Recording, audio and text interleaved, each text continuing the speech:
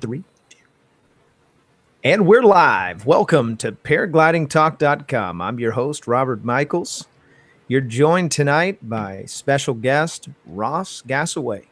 Also, Sean is moderating tonight, and we have a great show lined up. I've invited a bunch more people. We'll see who shows up tonight. And I'm so grateful. The last couple shows, I see Ross show up in the chat, and he's been flying for a few years now, has a good head on his shoulders for piloting. Was sharing some stories with us on the pre-show, and pretty excited about picking his brain, talking to him about all things flying.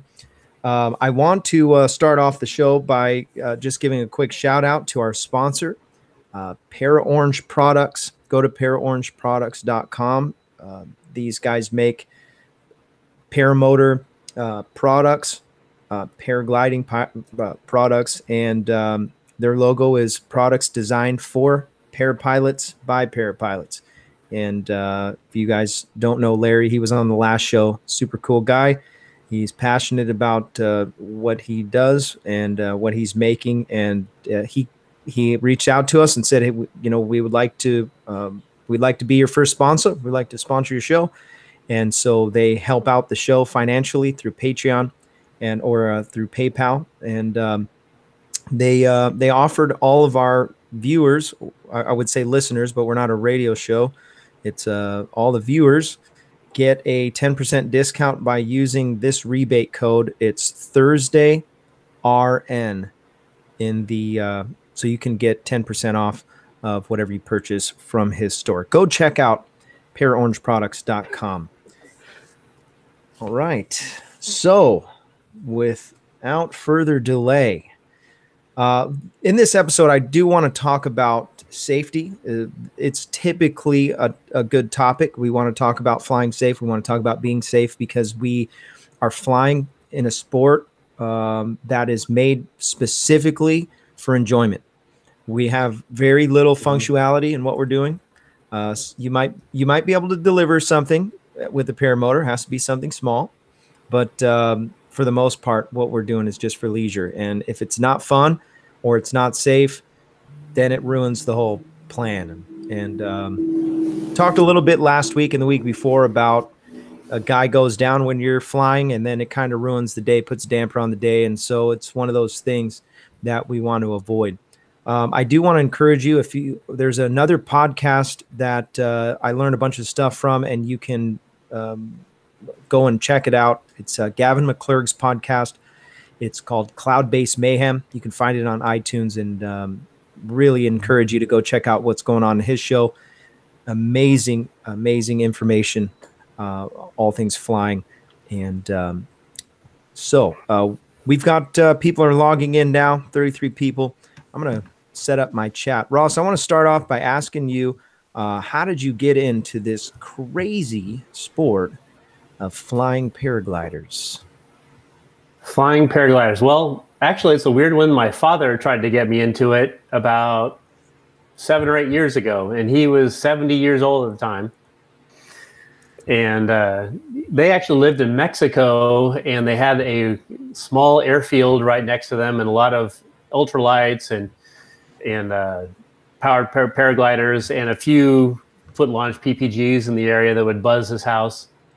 And he wanted to get together and get an ultralight together, and never really got around to doing that. So I tried to get together with him, buy one, put it in Mexico, fly down or go down to there and hang out with my father and fly. But he passed away in the meantime, so I never really got a chance to do that. So a little later, I was down at the beach in Wilmington, North Carolina here, and saw some people on the beach and said, you know what? That's something I've always wanted to do. So now it's time to kind of honor my father and go learn how to fly and take it up. So your dad was a pilot, huh? He wasn't a pilot. He wanted to be. Oh, and he I've wanted always to. wanted to be too. Yeah. I learned to fly a sailplane when I was like 16 for a very short amount of time, and then never could afford the tows after that. So I did it a little bit and then gave it up for a very long time. And then this is kind of coming back around to learn to fly again. And little bit cheaper way to do it. I'm laughing right now. How much was it to get a tow for? Oh God, that was 40 years ago. So Oh, okay. I don't remember. I was 16 years old, and it was more expensive than I could pay for at the time. You don't look old enough to be that long ago. Just about to hit 52. Wow. Well, you've Youngster. aged well. I wouldn't have believed you. Yeah. So you dabbled a little bit in sailplane, so you understood weather and thermals, which is, I mean, the sailplane pilots have an upper edge when it comes to free flight. So Right. I'm guessing that that aspect of your piloting is it comes a little bit quicker, I imagine. It's been a while, so it's rusty, but it's coming back a little bit. So I think I know what I'm talking about, but when I go up and try to put it in practice, it's a little bit more difficult than I was hoping. Now that I'm trying to learn the thermal again. Right. So you were sharing just a little bit before the show that you got to do the Paracosta in Costa Rica, right? Yeah, I did And went down there for a week. and for a week that was with the Aviator PPG guys, and you got to do maybe take us down that road a little bit and tell us how that was. Yeah, that's a really cool spot. So I went down there for a week. They have classes about once a month, and then the other 2 to 3 weeks, it's empty. So there's time for people to go down there for vacation. So pretty much I went down there the day that all the students were leaving. I flew in. So I actually was the only customer they had for that week. So pretty much anything I wanted to do, I could do anytime. And they cater all 3 meals a day, and they take you wherever. So you look out the window, and if it's windy, we go up to the hill, we go paragliding. And if it's not windy, we go down to the beach and take the motors with us and go powered paragliding. Yeah, that's what I'm talking about. Yeah, it was a lot of fun. So pretty much if you want to go flying, you can go flying, except maybe it's the middle of the day, and one day was too windy. But other than that, it was pretty much solid flying the entire time. That is amazing.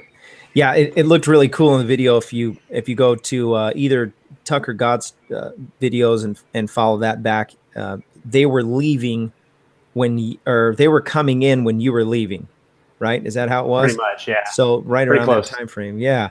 So if you go back and watch that video, incredible footage, and it just seems like a dream to be able to go out there and fly in that. So I think you can probably go do that trip if you do enough Google research and or maybe just beg Eric to take you.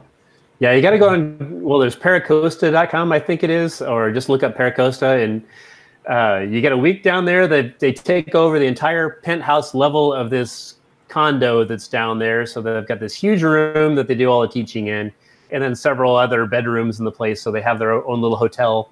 You get catered meals. You look out the window, and literally you can go paragliding about a 10-minute drive. You just drive across the street and up a hill, and you can go paragliding. And then if you want to go, if it's powered paragliding time, you just drive to the field across the street and can take off. And it's super simple. That's crazy. Yeah, I remember seeing that. Or you just go down to the beach. Yeah. So you got to learn a little bit about free flight, and in most of our shows lately, we've been talking a lot about motoring, but maybe take me through your progression with that. You're wanting to do some free flight, and what do you see in the future with your free flying stuff? I like both. It's very different. It's kind of like the difference between like powered boating and a sailboat. Yeah. It's both from the same place, but it's extremely different. So I like it a lot. I like the quiet. I like the more active air that you have to deal with. Talking to the paragliders, it was pretty funny. They're like, "You like to fly in completely glassy, smooth air? Like you can't feel anything." It's like, well, when you're on a motor, it's really nice. So learning to deal with the more active air on a hillside and dealing with thermals is a lot of fun. And after kind of the initial 10 minutes of, oh my God, what did I get myself into? It's actually pretty cool. So Yeah. I'm liking it. I think in a week I got about 6 hours of flying in over a dozen flights or so, and 3 of those was like 4 or 4.5 of the hours. So it was crazy. Nice. And Yeah. right there on that ridge, you guys could pretty much stay there all day, huh? There's like a really close ridge you can go to. It's not as pretty, but it's really nice to have. It's really close by. And if you watch John from Aviator PPG, he flies off that ridge a lot, or Gigi flies off that ridge a lot. You can just go back and forth there all day long. If you take about an hour drive, I think it's south from there, it's the most incredible views you've ever seen flying.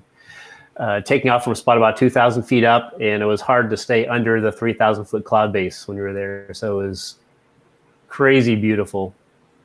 And you can stay up there as long as you want.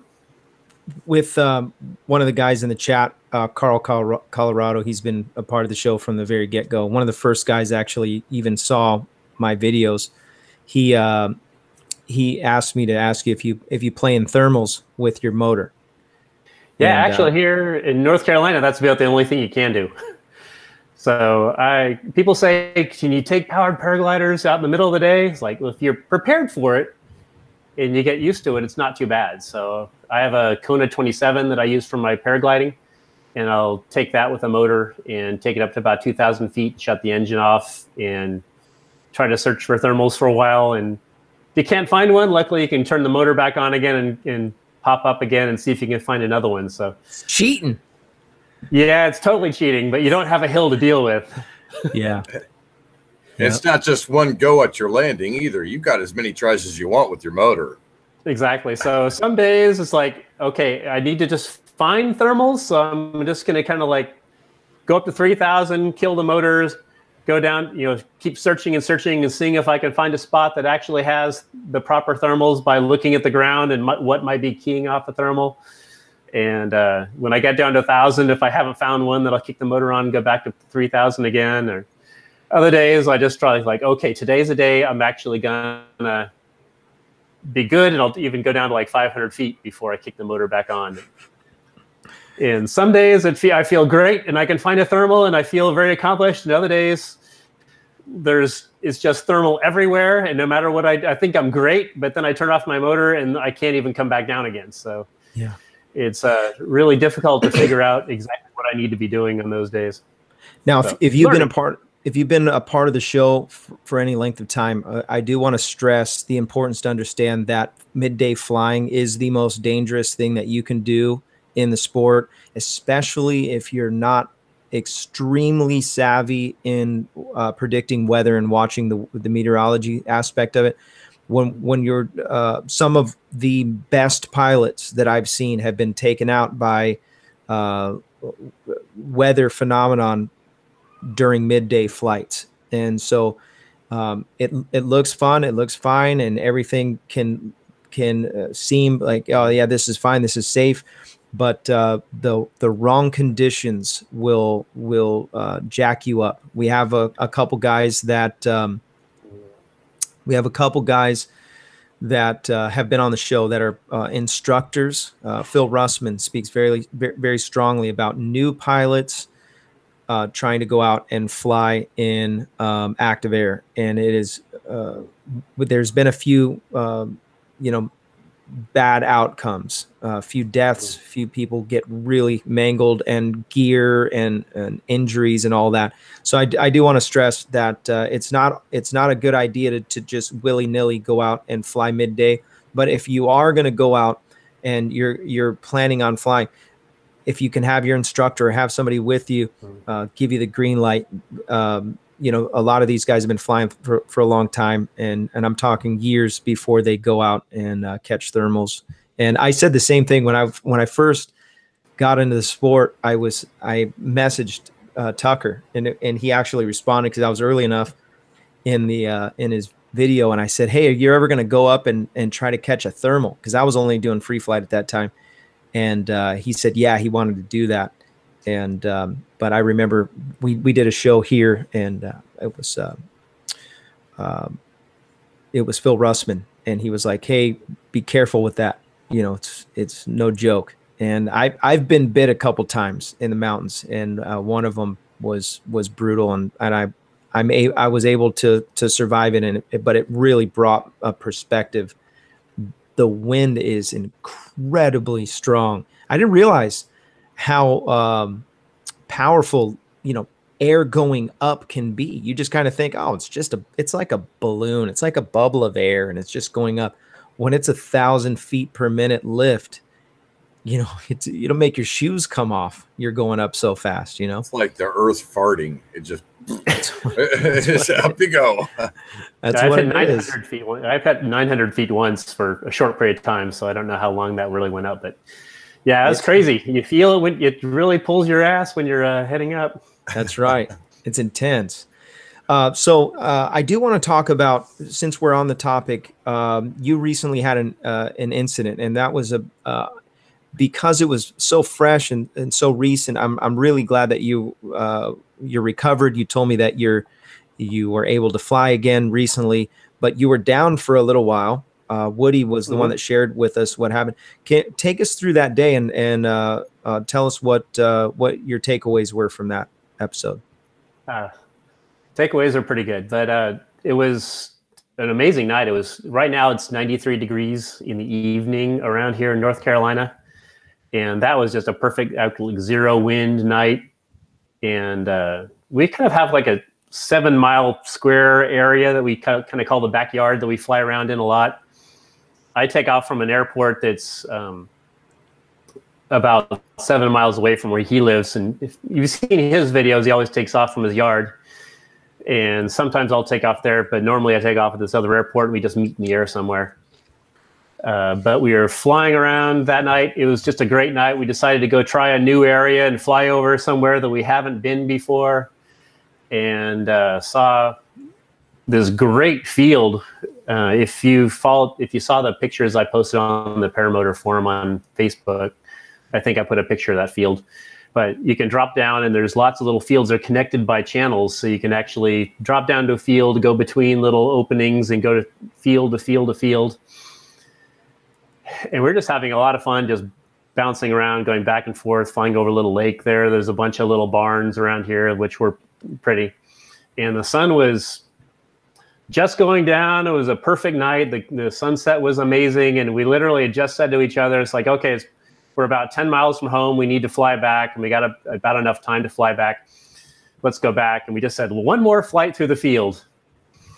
And I started headed back through part of the field, and I just said, hey, there's 2 trees I haven't flown through before. Let's head through there. And it's the one spot I hadn't actually gone and surveyed overhead ahead of time to look for wires. And I flew. It was a last-minute decision to fly into one area that I hadn't flown before. And I was pretty low. I mean, probably my body was probably 10 feet off the ground, so my wings about 30 feet off the ground. And found a wire that was about 20 feet off the ground. So it was kind of splitting the difference. And I saw it when I was about 30 feet from it, because it was a black wire with dark trees behind it a couple hundred feet away. And the moment I saw it, it was quick. It's like, you only have a minute to react. It's like, okay, can I go up? No. Can I go down? Not enough room. So about the only thing I could do was hit a hard turn, and I basically on the glider. And it basically stopped me in my tracks, and I dropped straight down, probably about 7 feet to my butt. Okay, so you broke up just a little bit when you said Okay. Did you say you hit the brakes? Yeah, I did a hard right turn and basically did a 180 spin in place, and I pretty much just dropped straight down about 7 feet to the ground. That might have like a helico then. Yeah. I basically did a helicopter, but then had about a 7-foot drop to my butt. So when you turned, you're heading for the wire here. You did a turn like this, and then just kind of landed. It spun. The wing was facing 180 degrees from the way I was going when it was on the ground. So I think I pretty much spun completely around. I landed opposite to the direction I was flying. So I did a 180 and then hit the ground, kind of landed on my rear end, my thigh. Then I killed the motor after that, and then I felt the wing come down. And Wow. I definitely hit pretty solidly and compressed a couple of vertebrae in my back. So I took some time and kind of assessed myself, and I was able to get up and walk around. And I definitely said, I'm going to have some bruises tomorrow. Wow. So you land on your back, your gear's, battered, your wing took a shot, electricity went through it a little bit. Did you get shocked? I think what happened is there was 2 wires up there, and my wing spun, and I think the wingtip somehow put those 2 wires together. And the guy across the street said he saw a flash, and there's a hole about yay big around about the 3rd cell in from the end of my wing. Wow. And a burn. It's a burn hole, but it was about 6-8 inches in diameter, right on the leading shark nose edge. And I think that pulled the 2 wires together and caused that burn, and then it came back down again. So no, I didn't get shocked. It wasn't anything like that. I never actually hit the wires.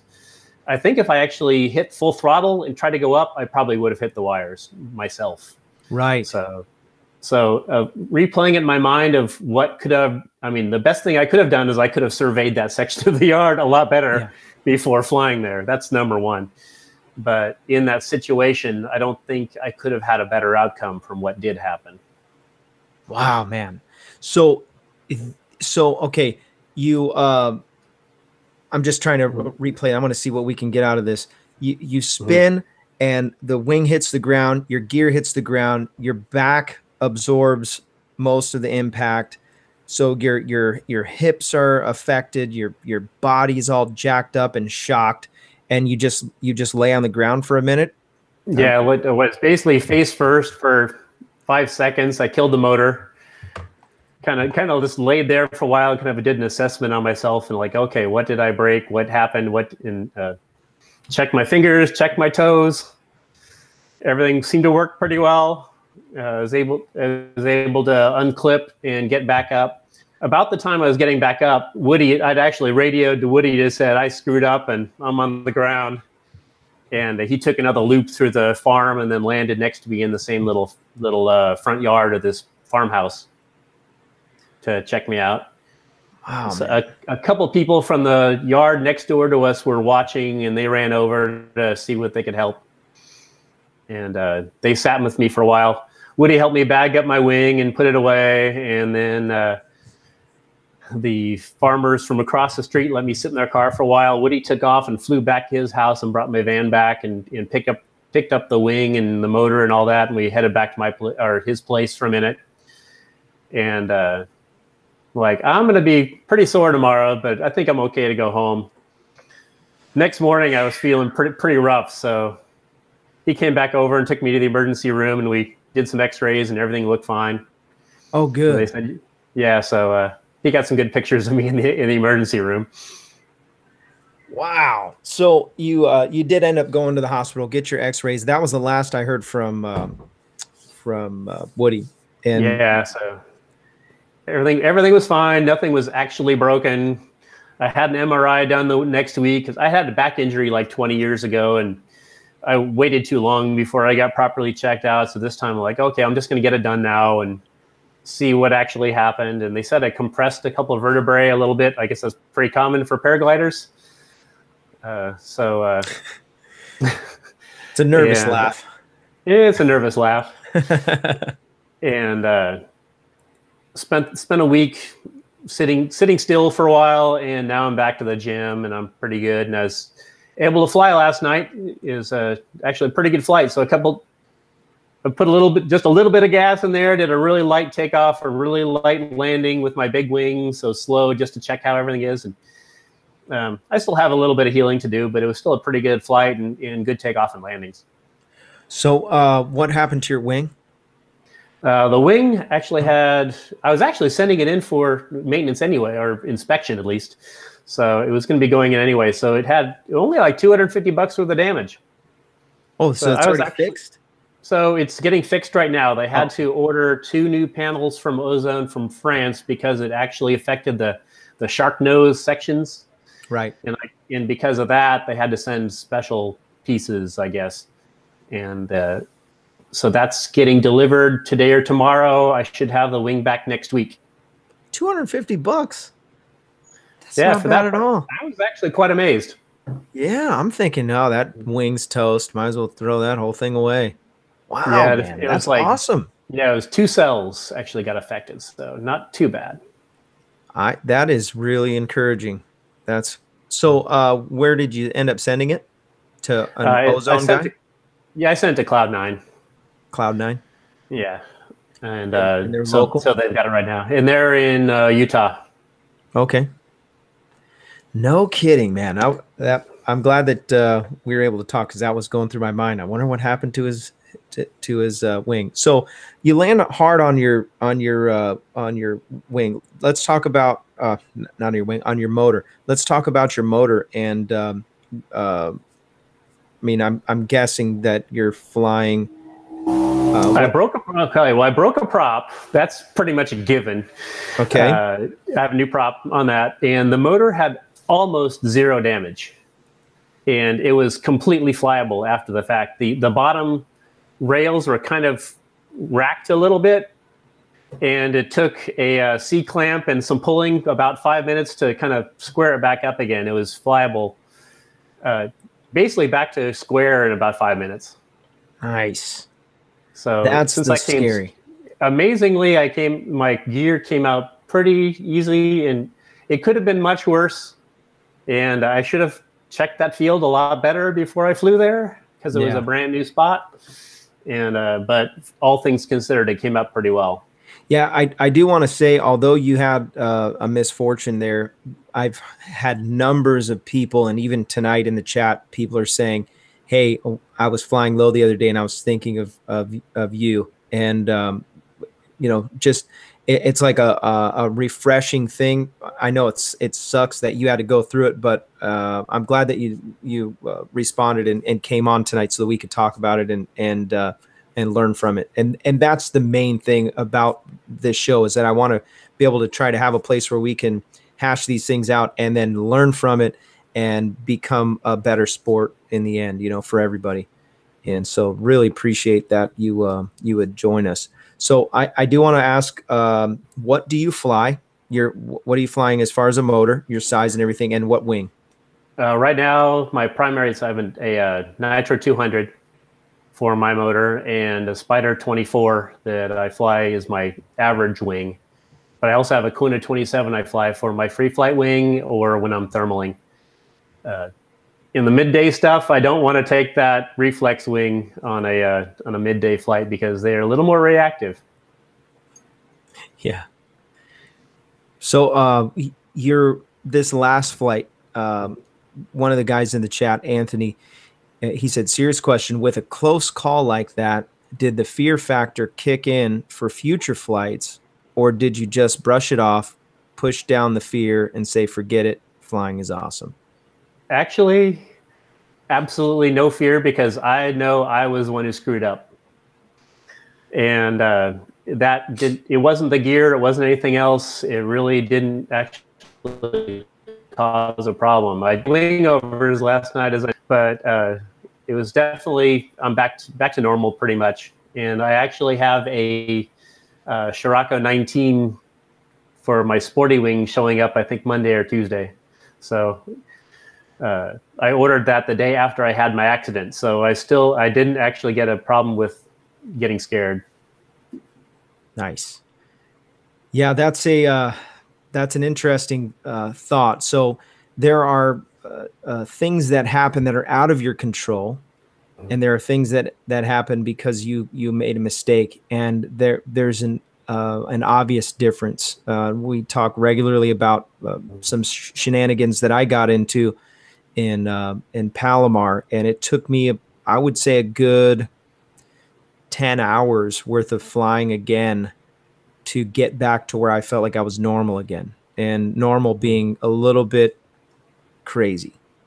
That incident, I went into a face down spiral. This was all induced, and not really understanding what I was doing, what I was getting into. It caused me to go this brutal G-force face down spiral. I was at maybe between 5,000 and 6,000 feet, and I'm losing 1,000 feet per minute, just going all crazy and trying to just figure out how to turn it off. And I wanted off the ride, and I couldn't, and didn't realize, how much brake to pull. But I figured it out, but it was, a lot of stuff. Hey, Jimmy Clipper's in the chat. What's up, brother? By the way, really appreciate everybody who's checking in the chat. If you see, we've got a few heavy hitters in the chat right now. Kyle O is in there. Kyle O, I sent you an invite if you want to jump on. And then Mark Amenson, you're also welcome to join. I sent you an invite too. And if you didn't get it, just respawn. We still got a good 30 minutes of the show.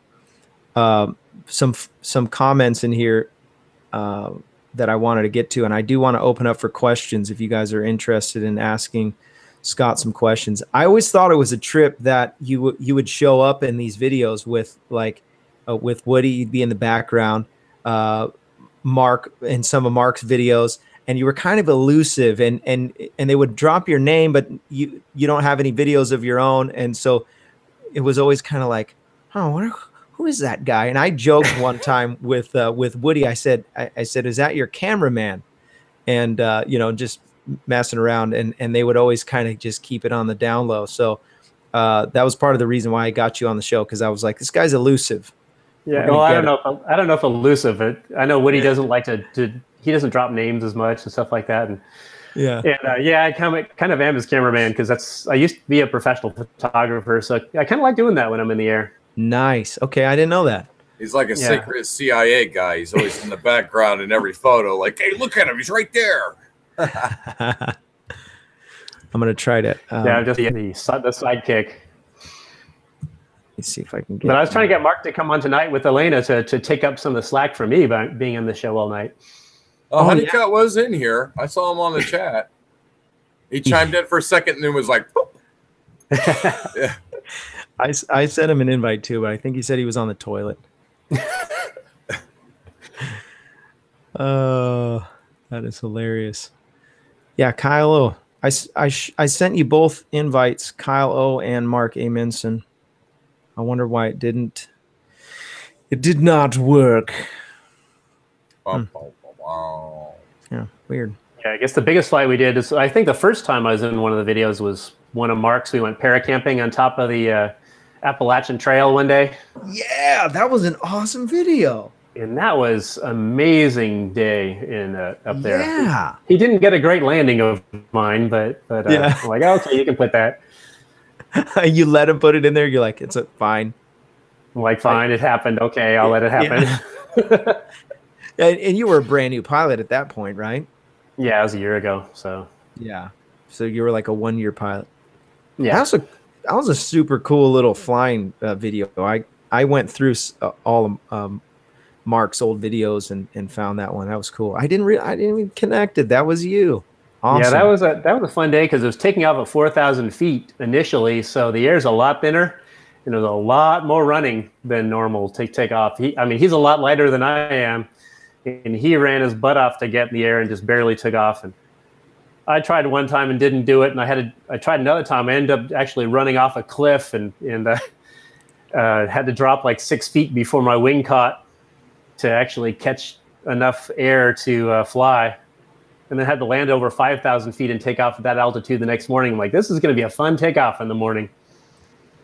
Especially for a non-groomed field. It was just like rough grass growing up there. Yeah, but you guys pulled it off. It was good. Both you guys had your hands full on that one, but you guys did good. That was cool. Yeah, that was a fun flight the morning after. Where did you get your training from? I went through Ross Kennedy. There's a place called Zombie Airfield. Here, it's about 40 minutes south of Fayetteville, North Carolina, and it's about a 2,000 square foot area, runway out there, so middle of nowhere. And I think they changed their name to AirX PPG now, but it's a pretty good little spot out there. And I don't see them on the chat boards and all that, but I think they got their hands full, and they're pretty full up these days. Interesting. Yeah, we should reach out to him and get him on the show. Yeah, that'd be probably be really good for him. I'll have to. You know what? I better write it down now before I forget. What is the name of the school? Air X PPG. Like air and then X. Yep. Got it. Cool. So we're at the halfway mark. I do want to just put a plug in real quick. If you want to sponsor the show, go to the Patreon and support the show financially for the price of a cup of coffee. You can learn something that might save your life or save somebody else's life. And I just want to encourage you to do that. We want to grow the show. We want to grow what we're doing because we're passionate about flying and we're passionate about seeing other people fly and get off the ground. That's also why we support Resurgence PPG. If you're interested in supporting those guys and helping our former military or our veterans get off the ground, they sponsor pilots and they have a great organization. They are incredible. Go check them out. And I think it's resurgenceppg.com. You can find out what's going on with those guys. I do also want to encourage everyone to get close to pilots that are better than you. Seek advice from other guys. Come each Thursday and watch the show and ask questions in the chat. You have to, in this sport, the more that you press in to learn, the better off you're going to be. And I'm talking about maybe you've already been a pilot for a few years. Maybe haven't got your feet off the ground. You're just kiting, or maybe you haven't even purchased gear. Before you make the decisions to do anything with flying, talk to as many people as you can, get as many opinions as you can. And I know that's all just common sense, but I didn't have that common sense in the beginning, and it could end up, costing me. And I ended up 4th of July. I did a full stall, and I was like maybe 12, 15 feet off the ground. I did record it. My son was recording in the LZ, but I landed on my back super hard, and it could have been tragic. And then later on, I was trying to fly in air that was beyond my abilities, and I ended up getting in a predicament there at Palomar. And so, if you push the progression, if you force the progression just because you want to fly with people and be as good as them, you might put yourself in a bad position. But if you will take your time and enjoy the progress, someone told me that in the very beginning. They were like, look, man, don't rush it. Just enjoy the progress, enjoy learning. And I took that to heart. And that's why we have this show, and that's why we're doing what we're doing. And everybody that's been a part of it, look, there's 62 people watching right now. That blows my mind. I really appreciate everybody who's been a part of the show from the get-go. It's such a cool thing. And yeah, so let's take it to the also I want to mention, go to paraorangeproducts.com. They're a sponsor of the show. They've got something special coming. I read an email that he's got something that he's coming out with. I wasn't quite sure if he wanted me to share it with everyone tonight or on the next show or whatever. So Larry, reach out to me if you're watching this and let me know what you wanted to do. But he's got something brand new. He hasn't even released it to his website yet. Something very special. And so I don't want to ruin it for him. So I didn't quite understand what it was. And if you don't know, last week they gave away something. Adam Sweeney won a $65 stuff sack. And the stuff sack is it's like a portable stuff sack. It's a little bit smaller than a reserve. And so you just keep it with your paramotor gear. And when you're flying, if you land out, you can just bust that out, put your wing in the bag so you're not carrying the wing open. And yeah, that's that. Okay, so you recover from the crash. You're back in the air. What's next? What do you want to do? What's your plans for the future? You shared a little bit with me about what you're doing. Let's see. Actually, today I sold my house and I'm moving into my van full time. So I'm actually I have no commitments, nothing going on. Got a little time, so I'm actually gonna just travel the country and fly wherever I can for who knows? It might last for a month, and I get tired of it, and it might last 2 years. Who knows? And you just got to find a river and live in a Pretty van much. down by the river. Exactly. It's fantastic. So, yeah, I got my little Paravan, and I'm gonna just follow. I think I'm gonna go some cooler weather for a few days and go fly, and then as the winter hits, I'll head south. Got it going on. So you said before the show you're going to go and hang out with Tucker Gott and those guys? Yeah, I think Jeff and Tucker are expecting me for this weekend, so I'm heading up there tomorrow. That is great. I am super jealous. It was kind of a tough call because I actually have my Scirocco is in the mail, and it's going to Woody's house because he's like 7 miles from here, and I know he's going to fly it before I do. Super jealous. And so we'll see what happens.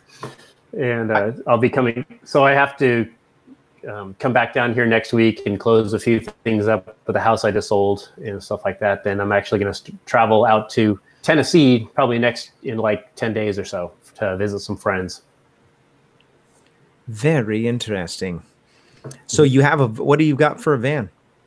I've got a 2014 ProMaster that has 200,000 miles on it. ProMaster. So, yeah, Who makes the ProMaster? It's a Dodge. Technically, It's a Fiat Ducato, which I think is a much cooler name. Okay. But it's got a regular Dodge engine in it, so it's not the Mercedes prices of a Sprinter if it has to get repaired, which is kind of nice. But it's only 2 years old, which is really cool. I got it as an empty van. I outfitted the whole thing out, solar on the top and batteries, and get my bed in there, and the motor fits inside, and I'm just going to travel around stealth. So somebody's asking, what about showers? Showers, I can do sponge baths in the van, but if I have a good area, I have a shower I can do outside. And I also have memberships to a couple different gyms that still have to hit the gym here and there. So 24-hour fitness and Planet Fitness. So I'll be hitting there pretty normally anyway. And then maybe some Walmart parking lots? Walmart parking lots. I have a big Aviator PPG logo on the front of my van so I can go to the local airports, and I don't think anyone would even pay attention to me there. Nice. The funny thing here in Raleigh is there's a brewery called Aviator Brewery, and everyone thinks I'm a beer delivery truck. Oh no, they might be knocking on your door at night. Yeah, it makes me. I can park in any loading zone. It's awesome. Yeah. Yeah, they're not going to bother you. Mark Amenson, he said, does he still work for Rocker Down Studios? I work with them occasionally, but it's not like a 24-hour thing anymore. I used to work for them full time as a photographer and a videographer. But nice. We did a lot of corporate stuff, like working for Adobe and Lenovo. The headquarters for Lenovo is here in North Carolina, so we did a lot of their training videos and stuff. So that's cool. But they kind of scaled back a little bit, so I don't work for them full time anymore. Very cool. So they were cool. You were doing editing? Videography, editing. I'm a still photographer. I really say that. So I'm not the best video person. But on this trip, I'm going to try to make myself become a YouTuber. So we'll see. Nice. So if you join my YouTube channel, be very, very kind to me because I'm very new at being in front of the camera. So we'll see what I can do. Yeah, I was mentioning before the show that you don't have any videos or very little video. So that's why I meant you were elusive. It's hard to see what you were about, who you were. So here's a question. Mark Emerson asked, what would be your idea for the coolest PPG video documentary? I think the coolest one right now is going on is those guys who just did the trip down the Rio Grande, which sounds pretty amazing. We kind of wanted to do that, but we never could find someone to drive our truck or vans along the trip. So you got to find out all those things. that to me right now is probably the coolest thing that I could possibly think of. Your channel name is Ross Gassaway? Right now it's just Ross Gassaway, yeah. Maybe I'll think of something cooler. It's unnecessary. Mine's just Robert Michaels. That's all. Simple. Yeah. Ross Gassaway. Okay, I'm going to put it in the chat. There we go. I think I have maybe one thing, nothing in there, really. I think Kyle agrees onto something. He says, "Come down to Louisiana, Ross." Yeah, I will. That. It is That's nice. Definitely it part is of nice it. down there. It is. The air is wonderful. And my family's actually from Louisiana, so that's one of my videos. I want to go to the old farm my grandfather had and fly over it. So, oh, that's cool. You can go hang out with Kyle. It's a completely different part of the state, but yeah, it's definitely on the list. You just fly over there. It's fine. Yeah. just fly into where Kyle's working, and take the motor off, and back the glider up, walk in, say, "Hi, Kyle. I need an aspirin. I have a headache." This is so weird. I've sent Kyle and Mark Amen Son invites, and it's not working. Hangouts was giving me a problem initially too. It's like you got to keep retrying, and eventually, when you see the whatever symbols, then I have another program. I just don't know how to use it very good yet. I might have to switch gears if this doesn't work. Yeah. So sorry, guys. I've tried to invite you on. Normally it works all right, I guess. We'll just have to cry to Google. So Kyle, I could just take off somewhere else and find your yard and land in it. Just show up one day. It's easy to see. Yeah. It's probably in Google Earth by now. Is it on Google Earth? One time, I can find it. I would think. I don't know. I know that's what he was kind of aiming for, but it's been there for a while, so it wouldn't surprise me if it just kind of showed up. Does his name finally show up in Google Earth yet? I know he's been waiting for that. I haven't really checked, but it's been a while that he's had it on there, so I'm pretty confident it's soon to come out. That's the coolest thing ever. I'm super jealous on that whole thing. He's got his name in his yard. The other day, he had his buddy come with a helicopter and give him a ride to work. Like, come on, man. You cross the line. Like, when I was a kid, I was freaked out when they would bring the helicopter to the school and show the kids the helicopter. I keep telling Woody he needs to fertilize a gigantic W in his front yard so you can see it. That's a good idea. But you can see his yard from 5 miles away when you're flying around. It's so big. Yeah, I see that in the videos. That is incredible. That's a nice piece of property. Except taking off is like uphill any direction you want to launch. So it's not a beginner place to launch. You know what? I have this question for you guys since you've launched from Woody's. Do you ever worry about catching rotor from those trees? All the time. I mean, what? North Carolina it's all trees. Unless it is a farm and someone has actually cut the trees down, it's 100-foot trees everywhere. So it's like patches of land you can land in here and there. And we don't even try to take off unless it's less than 4 miles an hour on the ground, just because so much rotor. So you have to plan your day of when you can launch. Have you ever got, like, when you're there, get into that rotary area and bring it back down and say, oh no, it's not a good idea? It's never been bad enough that you want to say you want to take off again, but there's been some times where you get lift at the last second you didn't want to, or other things happen. What about landing? Yeah, same thing. There's a few times when you're just about to touch the ground and all of a sudden you're landing downhill no matter which way you go at Woody's place. So you just end up following the contour and fly another 100 feet before you land. Man, that's crazy. So we talked a little bit before the show, and you mentioned that you were wanting to be a pilot for the Navy and couldn't do that because of color blindness. Mm-hmm. So how much of that has played into your, not being able to fly for the Navy, but still that passion to fly? I mean, you did the sailplane thing. A little bit. How much of that drives you? The color blindness doesn't affect me that much. I don't have it bad enough that all I see is brown, like some people say. But I definitely lose people's wings in the trees and stuff like that and have a hard time. There's some new glasses you can get called Enchroma, which actually do a pretty good job. Really? On YouTube, you see pictures of people weeping and crying because they can see colors for the first time. I was nowhere near that bad. But it definitely gives you a lot more contrast. And I can actually see Woody flies a wing that's like green and white all the time, and it gets lost in the trees constantly. But now I can actually pick it out if I wear those glasses. So it helps a lot. So it hasn't really hindered me too much, and I don't think it really causes that much of a problem. Kyle Mooney's in the chat. He said, so where's your new glider, Ross? I don't know. I think it's in your hands right now.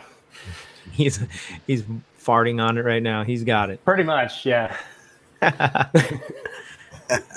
That is great, man. So yeah, so new glider soon. And I forgot, you mentioned it, but what did you buy anyways? What did you buy again? A Scirocco 19. Scirocco 19. Which is, the Speedster line, but it's the light version of it. And I was going to go for it, since I have a 24 on the Spider, I was going to go for the 22, but everybody down there convinced me I needed to go for the 19 because it was a unicorn of a wing and it launches super easy and all that. So I'm going to trust them, and so we'll see how this goes when I get it. Wait, who was it? Kyle, some guys from the Texas Alliance down there. Wait, Kyle O'Glee or Kyle Mooney? Kyle Mooney, Eric. Oh. Okay. All those guys at Aviator. Yeah, yeah. No, don't go for the 22. You got to go for the 19. So I'm trusting them on this. It better be good. No pressure. I got custom colors, so it's basically matches my regular blue wing, but it's got a black stripe to the middle of it instead. Nice. And so those guys are going to drop ship to you right where you're at? Because I don't know what's going to happen. You're moving out of that house when? You got a couple days left there? I'm moving out today, tomorrow, basically. Oh, no, and it's not there? So, got to go to the P.O. box? Okay, yeah, so actually I'm like, just ship it to Woody. I know he's going to fly it before I get it, but... No, don't do it. He's going to have it for a couple days. Yeah, exactly. Well, if he's listening at least. Yeah, I think he's still doing his show. Yeah, so Woody does a show, but he watches our show while he's doing it, and then he'll just be trolling the chat. It's hilarious. Stalker. It's like a stalker. Listen, you know what's funny? I stopped in just to watch. He had one of his videos, a short one, and I just wanted to watch for a second, and I kind of just turned the volume down, and I was watching him, and I'm thinking, you know what? I know what he's doing right there. He's chatting in paraglidingtalk.com while he's supposed to be on his show. Yeah. You can tell because he'll reach back and be laughing, but nothing was funny that was being said in his show. Well, and they're generally talking, and he's just like, yeah. There's Mark. Whoa! It worked. Nice. He's here. Hey, Ross, how you doing? Good. How's it going, Mark? Awesome, man. I briefly saw you working on a motor at Oshkosh, but I never got a chance to say hi. Oh, bummer. On that nice cloudy first morning. Nice. Very cool. It's fun seeing you in person here, seeing your videos before when you were, playing pilot in Mark and Woody's videos. So awesome, man. Very cool. By the way, Mark, he needs to know if he can come and park in the front yard. Anytime. At your house. Actually, I got a cabin that you can stay at. Perfect. I'll set up for you. I knew he would say yes, Ross.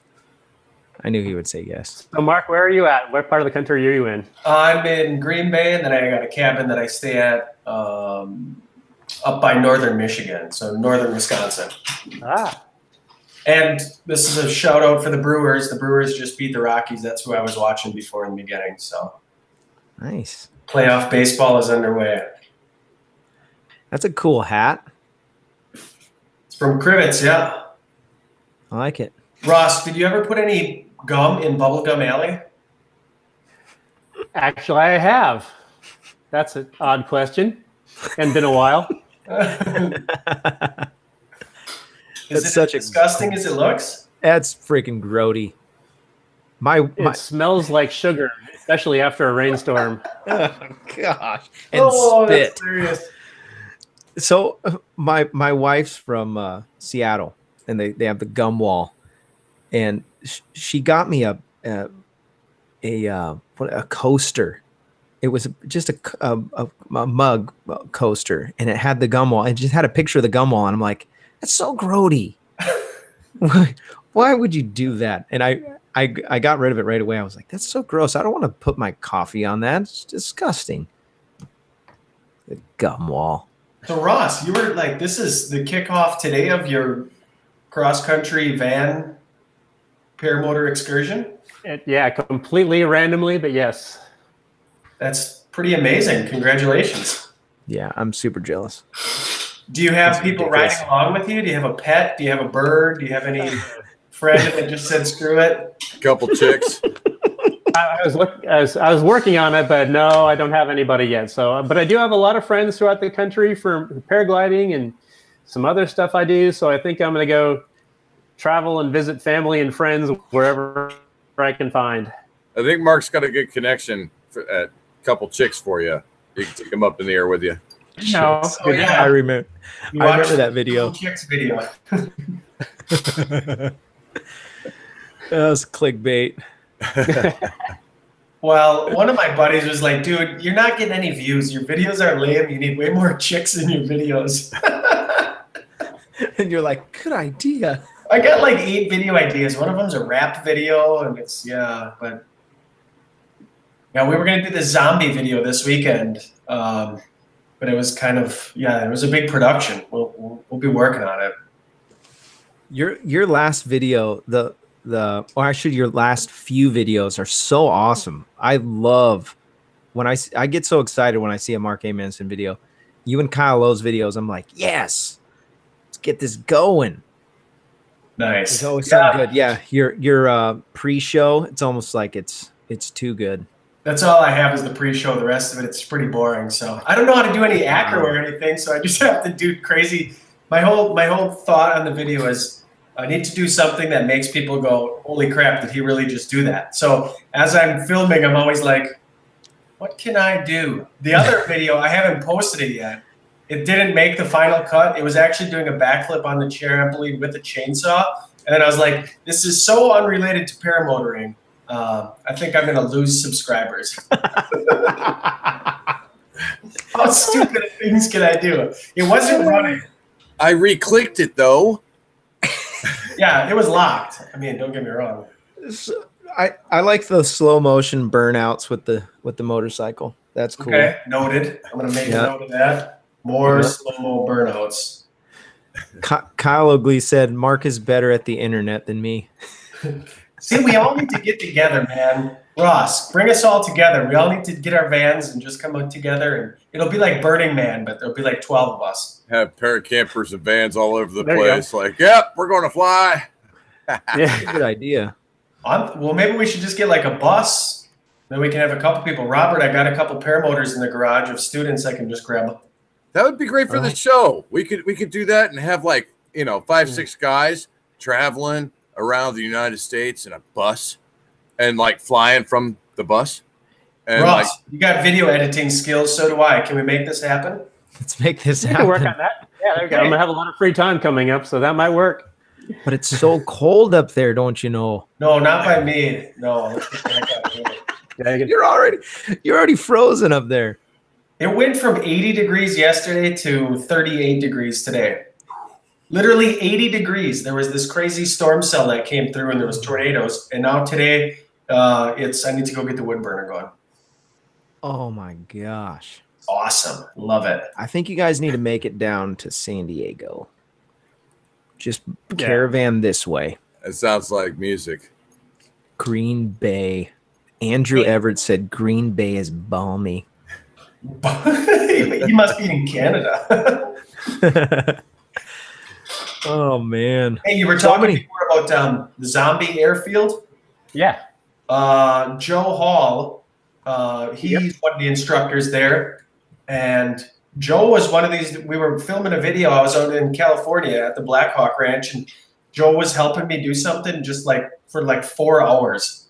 Finally, we finished up, and I was just like, dude, thank you for all your help. Joe Hall, we ended up becoming like best friends. I talk to him every single week, and he'd be a great person to have on the show. He's got, 400 or so hours of flying time, and he's from San Diego. Yeah, he'll know all of your spots, Robert, for sure, because he lived out there. Yeah. Who is it? His name is Joe Hall.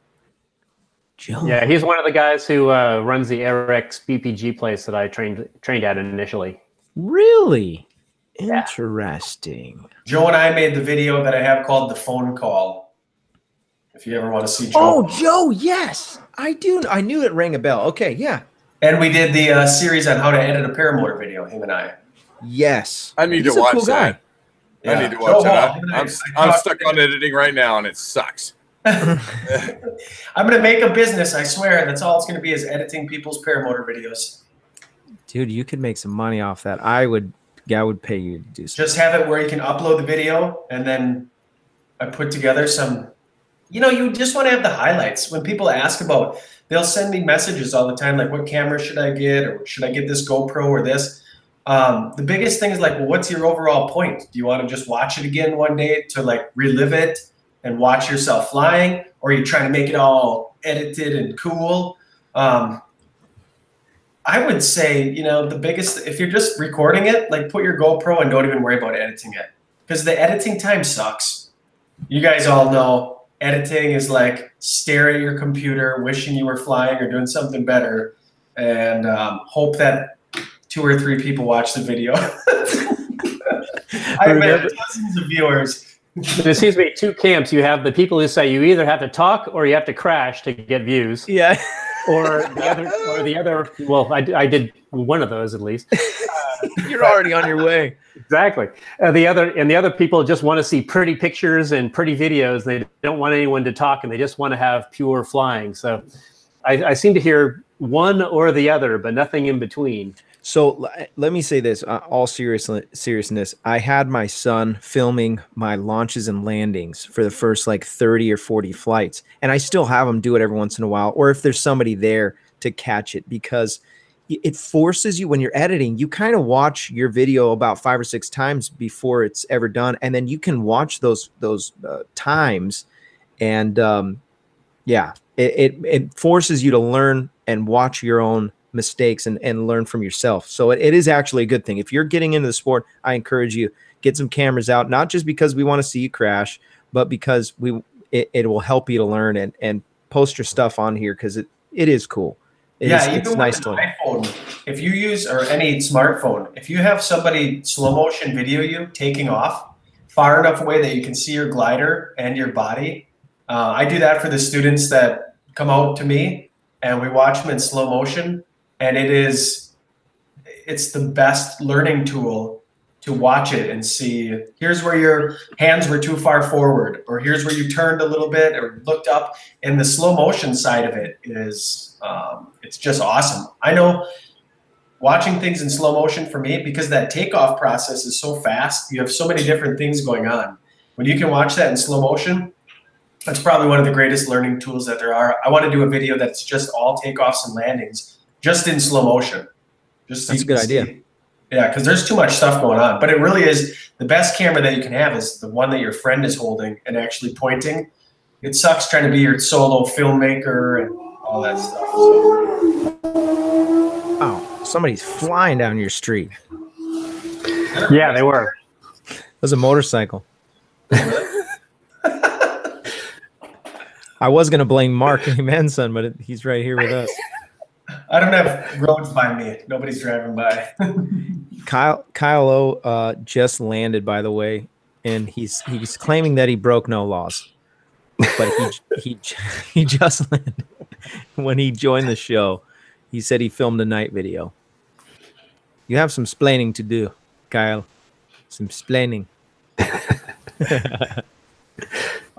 Yeah, we're at that 7 o'clock mark. We're going to have a short after show. Ross, I really appreciate you coming on. It is such a humbling thing and a cool thing that you did tonight to come and talk to us, and we're excited that you came on and everyone learned from you, and whether even before this. So your sore back was not in vain.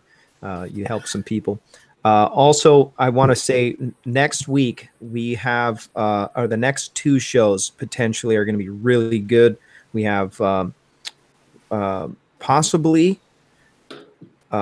Mark Honeycutt and what's her name? Alyssa or Elena. Elena. They're going to join us. It's probably going to be next week, and then Phil Russman the following week. I have to talk with Phil because we already set it up for next week for Phil Russman. So as long as his schedule's good, then we're gonna push him back to the 18th, and then so next week it should be Mark and Honeycutt and his. I think that's gonna be his wife. I think it is. Hey, I do wedding photography, so as we're talking with him, drop some hints. There you go. Ooh, We'll perfect drop time. Perfect time to have him on the show. Have him on the show, and then we'll surprise him with a flyover at the wedding. See, there you go. You could be my second shooter at Burning Man. Yeah.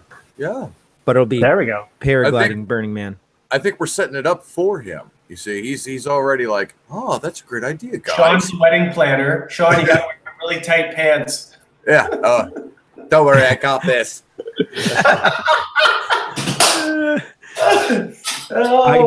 I was watching the chat, and we've got a bunch of guys here in San Diego that are paramotor pilots. Anthony D, and Anthony D changed his last name to the Paragringo. I love it, by the way.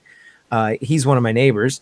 And then there's you've got I don't want to drop his actual name. There's another guy. He's what's his YouTube name? Gosh darn it. He's down the street from me too. So all these guys are wanting you guys to come down here. So there's a bunch, and it's nice down here. So come down here. Oh, there's the wife. Rob, you should cancel the show to take your wife out to sushi. Wow. Hey, at least she watches the show.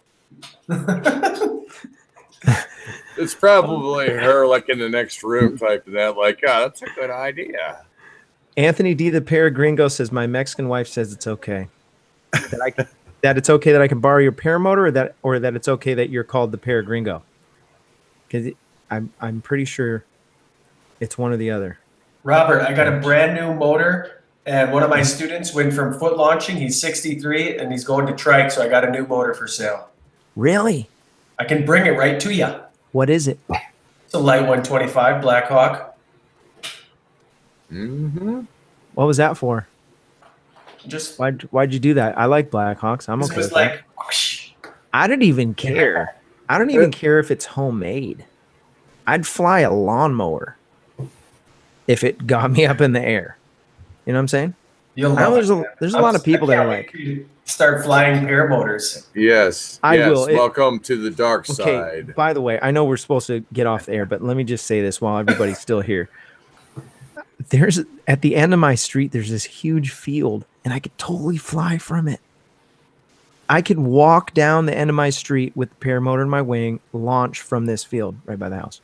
Dude, paramotors, you can just launch from the street. That's true. I could launch from my street. Don't tell nobody else. It's like, so I'm a Californian, so I'm heading back out there for a little bit of the winter time, so maybe we could try it.